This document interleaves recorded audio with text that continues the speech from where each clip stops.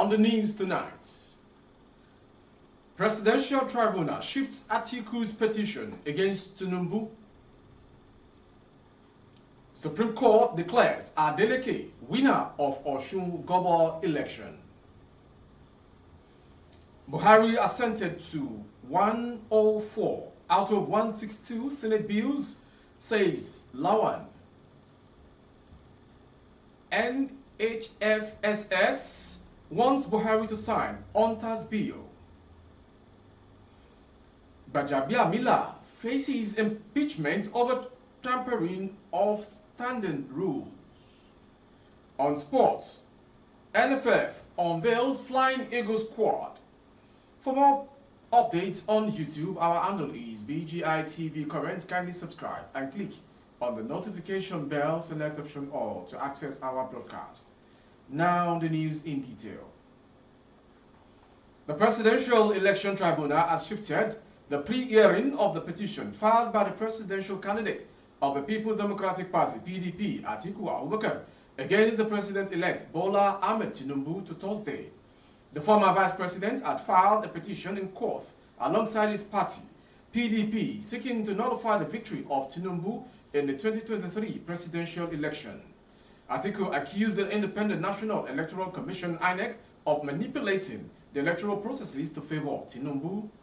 The PDP presidential candidate charged the court in his petition filed against Tinubu to declare him as a president-elect.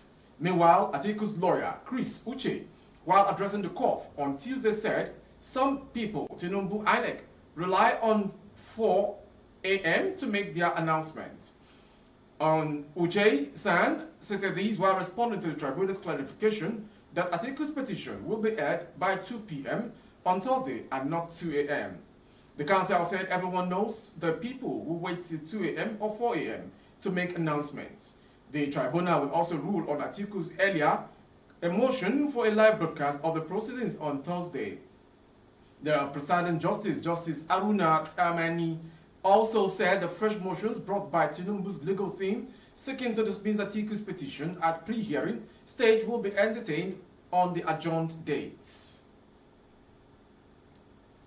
Going to Osun, the Supreme Court has declared Ademola Adeleke winner of the Osun gubernatorial election.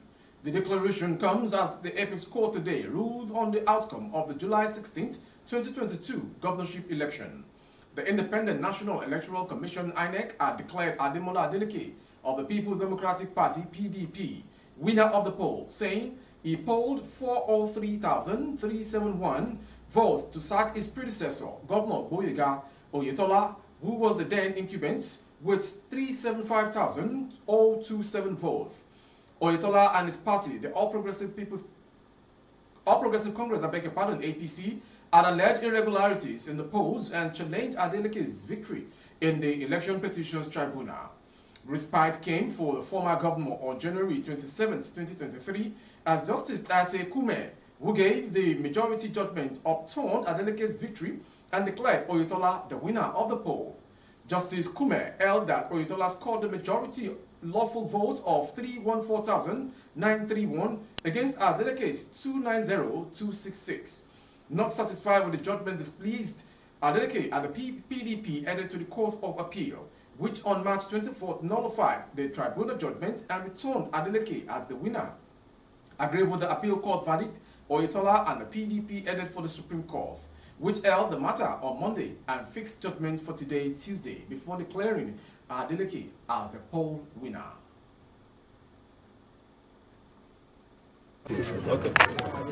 Today is an historic landmark in the history of Osun politics. Today is the day our God ordained to stamp his authority as the owner and giver of power. Today is that moment when the will of the people ordained by God survived the anti-masses plot of powerful forces. We therefore celebrate God Almighty, the author and finisher of our faith. We dedicate today victory to Him as we finally assume the governorship of this great state of living strength. State power is of God, and He bestows it on whoever He wishes. I will remain God-driven, divinely inspired, governed with the fear of God. Our governorship is an affirmation and a government of the people, by the people, and for the people.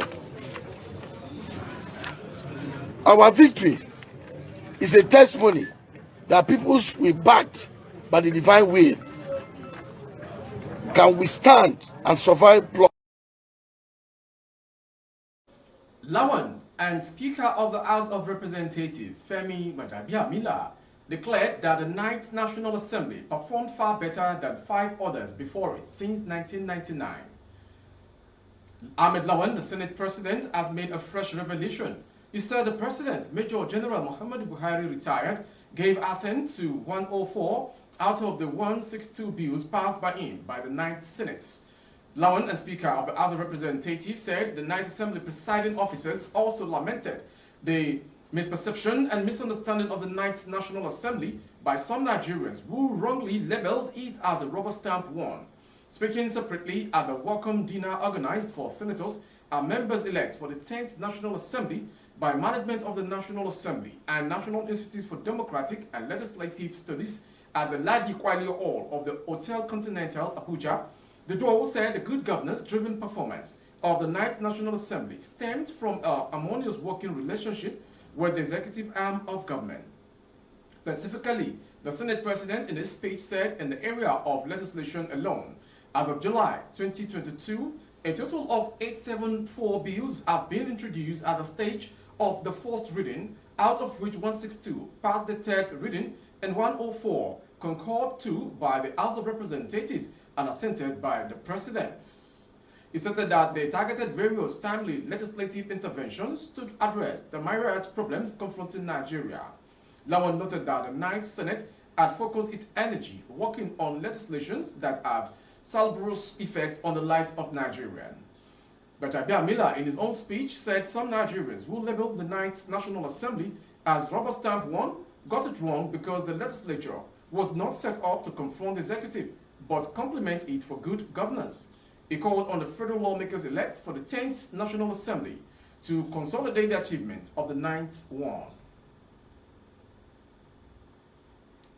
Going on to the next story.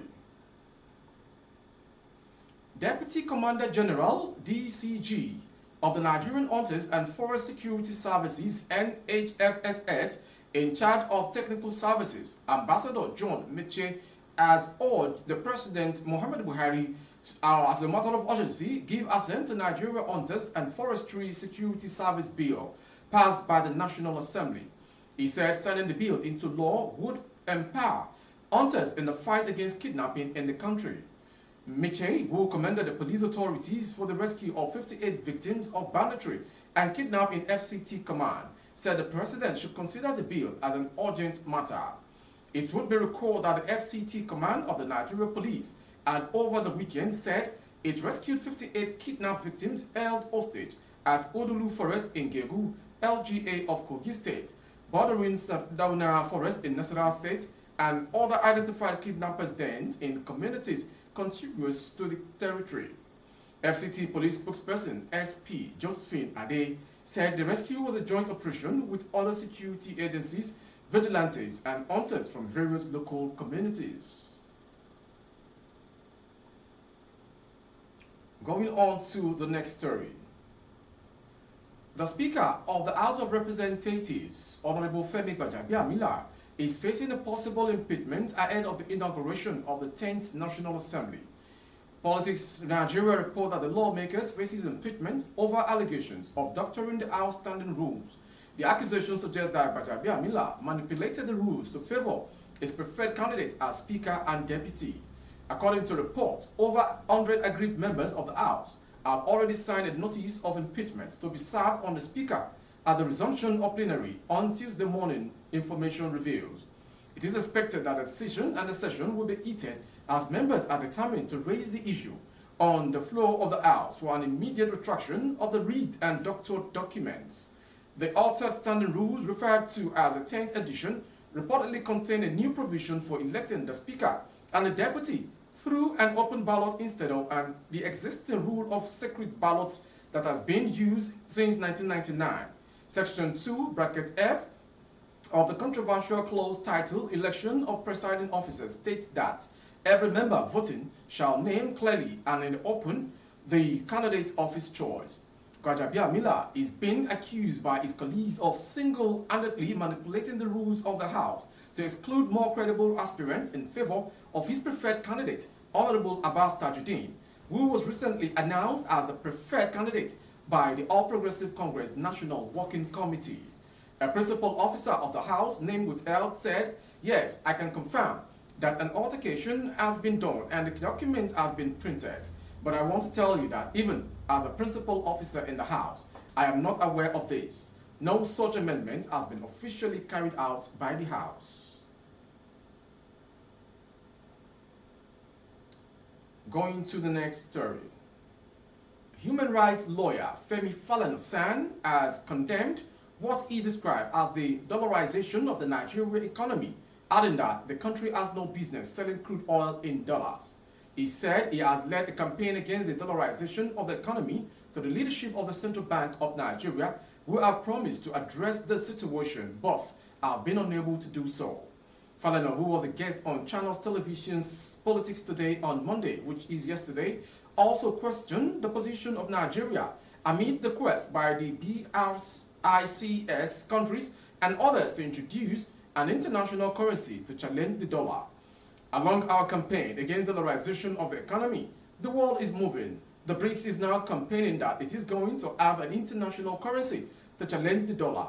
About 24 countries have applied to join the body in their next summit that will take place in South Africa. I am simply asking, what is the position of Nigeria? And to the next story. The police in Ebonyi State have described the 4 days planned sit-at-home order declared by the proscribed indigenous people of Biafra, Ipob, in the southeast zone. New Telegraph had earlier reported that the pro-Biafran group declared a 4-day sit-at-home starting from 8th to 11th of this month. But in a statement issued on Monday, Ebonyi State Police Public Relations Officer SP Onome said the Commissioner of Police, Ebonyi State Police Command, SP Faleye Olaleye, is aware of the statement in circulation by a group that called itself Indigenous People of Biafra, asking people to observe a sit-at-home order from 8th to 11th of May 2023 for a reason best known to them. He therefore enjoins the good people of Ebonyi State to discontinue the order, threat, and go about their lawful business without fear of threat or intimidation, as the Ebonyi Police Command is prepared more than before to provide them with maximum protection for their safety. The Commissioner of Police urges members of the public to oblige the force with information about threat to their safety and assures members of the public that the command shall continue to be resilient in its determination to ensure criminal elements are denied the space to carry out their unlawful activities in the states. Going on to Osun, the Osun State Police Command has confirmed the kidnapping of a couple by suspected kidnappers along the Ode-Omu-Gbogon Road in Ayedade local government area of Osun State. Confirming the incident, the command spokesperson Yemisi Okpalola revealed that the police were on the trail of the kidnappers. I assure you that search and rescue operations have commenced and the police personnel are on the trail of the kidnappers, he said. Eyewitnesses revealed that the couple were kidnapped on Monday, 8, 2023, around 5 a.m. at Ogi, Ojudo town. The pair, information learned, were traveling from Lagos to Osogbo, where they went to purchase some goods, when the kidnappers swooped on them and led them into the bush.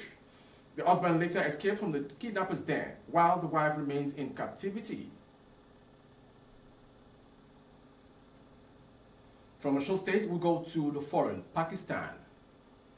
Former Pakistani Prime Minister Imran Khan has been arrested outside a high court in Islamabad, the country's capital. Dozens of cases have been brought against the 70-year-old politician since he was ousted from power. According to reports, security forces have tried to detain him on previous occasions but were blocked by his supporters. Last year, he survived a gun attack on his convoy while holding a protest march. Khan's arrest comes a day after the country's army accused him of leveling baseless allegations against a senior officer of the spy agency Inter-Services Intelligence (ISI). Footage showed paramilitary forces in armored personnel carriers detaining Khan. The former PM insists he was detained on incorrect charges in a pre-recorded statement released on YouTube by political party Pakistan Tehreek-e-Insaf (PTI) after his arrest. By the time you will receive these words of mine, I will have been detained on incorrect charges. Pakistan Constitution, which gives us right, which gives us democracy, has been buried. Perhaps I won't get the opportunity to speak to you again, Khan said. Lastly, on sports. The Nigeria Football Federation, NFF, has revealed the Flying Eagles squad for the 2023 FIFA Under-20 World Cup in Argentina. The NFF released the list on its official Twitter handle on Monday, yesterday. Head coach Laden Bosso kept faith with the majority of the players who took part at the 2023 Africa Under-20 Nations Cup in Egypt.